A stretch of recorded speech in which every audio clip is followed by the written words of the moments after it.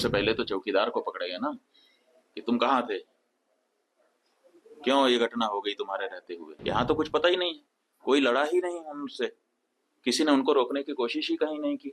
वो आए, घटना की, आराम से चले गए। बूंद बूंद के लिए तरसेगा पाकिस्तान, एक गिलास शुद्ध पानी नहीं मिल पाएगा, खेती नष्ट हो जाएगी, बिजली नष्ट हो जाएगी, ये हो जाएगा, वो हो जाएगा। गजब बता रहे थे, ऐसा लग रहा था कि जैसे प्यास तो लग ही गई पाकिस्तान को। अब तो ये स्पष्ट है कि कोई है जो भारत को चुनौती दे रहा है, कोई है पूछ पूछ करके कि हिंदू हो मार रहा है। इसका मतलब है कि कोई है जो हम हिंदुओं को चुनौती दे रहा है। इसलिए भारत देश को चुनौती है तो भारत देश के नेताओं को, हमारी सरकार को उस चुनौती को स्वीकार करके चुनौती देने वालों को सबक सिखाना चाहिए। जहां तक हम हिंदुओं का प्रश्न है, एक हिंदू धर्माचारी होने के नाते हम भी अपने हिंदू समाज के लिए चिंतित हैं।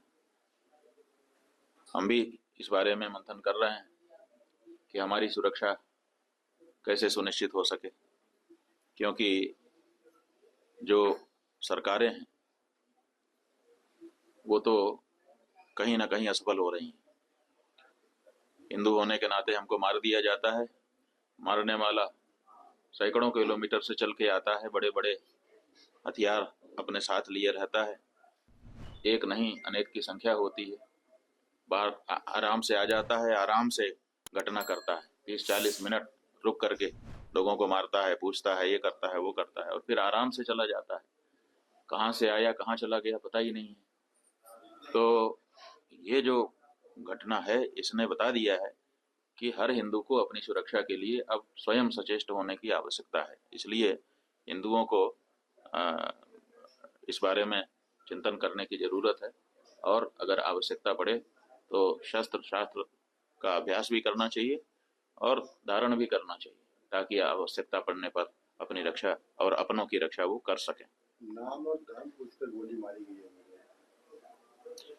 हाँ, तो वही तो स्पष्ट हो गया है कि ये हमारे विरुद्ध कार्य किया जा रहा है। सबसे समस्या ये है कि जब हमारे घर में हमने चौकीदार रखा हुआ है और हम कहीं चले गए, हमारे घर में कोई घटना होती है तो हम सबसे पहले किसको पकड़ेंगे?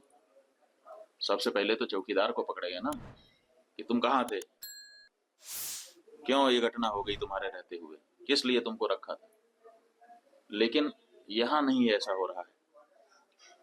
यहाँ जो है कहते तो हैं कि हम चौकीदार हैं, लेकिन चौकीदारी अगर की गई होती, हाँ चौकीदार अगर अपने काम में पक्का होता है तो उसके ऊपर आक्रमण करके उसको कोई मार दे, लेकिन फिर कहा जाता है कि इस चौकीदार ने अपना निभाया। यहाँ तो कुछ पता ही नहीं है, कोई लड़ा ही नहीं उनसे, किसी ने उनको रोकने की कोशिश ही कहीं नहीं की। वो आए, घटना की, आराम से चले गए, कहीं पर उनको कोई बाधा नहीं है। कहाँ है चौकीदार? और चौकीदार के बारे में चर्चा ही नहीं हो रही है। अब कह रहे हैं हम उनको सबक सिखा देंगे, हम ये कर देंगे, हम वो कर देंगे। पाकिस्तान की धरती से आए थे। अरे भाई, पाकिस्तान की धरती से आए थे, इतनी जल्दी कैसे पता चल गया आपको? और अगर इतनी जल्दी आपको पता चल जाता है तो घटना के पहले क्यों नहीं पता चल गया? और दूसरी बात यह है कि अगर पाकिस्तान से आए तो पाकिस्तान के खिलाफ अच्छी तगड़ी कार्रवाई करिए। आप कह रहे हैं कि हम सिंधु नदी का जल रोक देंगे। आपके पास जल को रोकने या उसको डाइवर्ट करके अपने ही यहाँ अपने ही देश में रख लेने का कोई उपाय ही नहीं है। हमने विशेषज्ञों से पूछा कि अगर हम सिंधु नदी का जल पाकिस्तान में जाने से रोकना चाहते हैं तो हमारे पास क्या व्यवस्था है। उन्होंने कहा हमारे पास कोई व्यवस्था नहीं है। अगर हम आज से शुरू करें कि ऐसी व्यवस्था हम बना ले तो पैसा कितना लगेगा वो तो अभी पूछिए ही मत। अगर पैसा पर्याप्त दे दिया जाए, पैसे के कारण एक दिन भी काम ना रुके, तब भी 20 साल लगेगा, तब हम सिंधु नदी का जल रोक पाएंगे। तो ऐसी परिस्थिति में हम ये कह दे रहे हैं कि हम सिंधु नदी का जल रोक लेंगे। और टेलीविजन के एंकर हमने सुना, वो कह रहे थे बूंद बूंद के लिए तरसेगा पाकिस्तान, एक गिलास शुद्ध पानी नहीं मिल पाएगा, खेती नष्ट हो जाएगी, बिजली नष्ट हो जाएगी, ये हो जाएगा, वो हो जाएगा। गजब बता रहे थे, ऐसा लग रहा था कि जैसे प्यास तो लग ही गई पाकिस्तान को।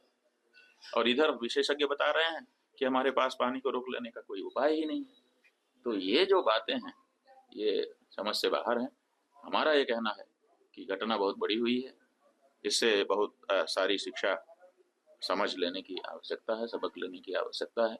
और सबसे पहले जिन लोगों से ये चूक हुई है उनको चिन्हित करने की आवश्यकता है और उनको दंडित करने की आवश्यकता है। उसके बाद अगर कोई बाहरी है तो उसके ऊपर भी प्रहार करना चाहिए। लेटेस्ट खबरों के लिए लाइक, फॉलो और यूट्यूब पर सब्सक्राइब करें, बेल आइकन दबाएं, साथ ही विजिट करें swadeshlive.com पर।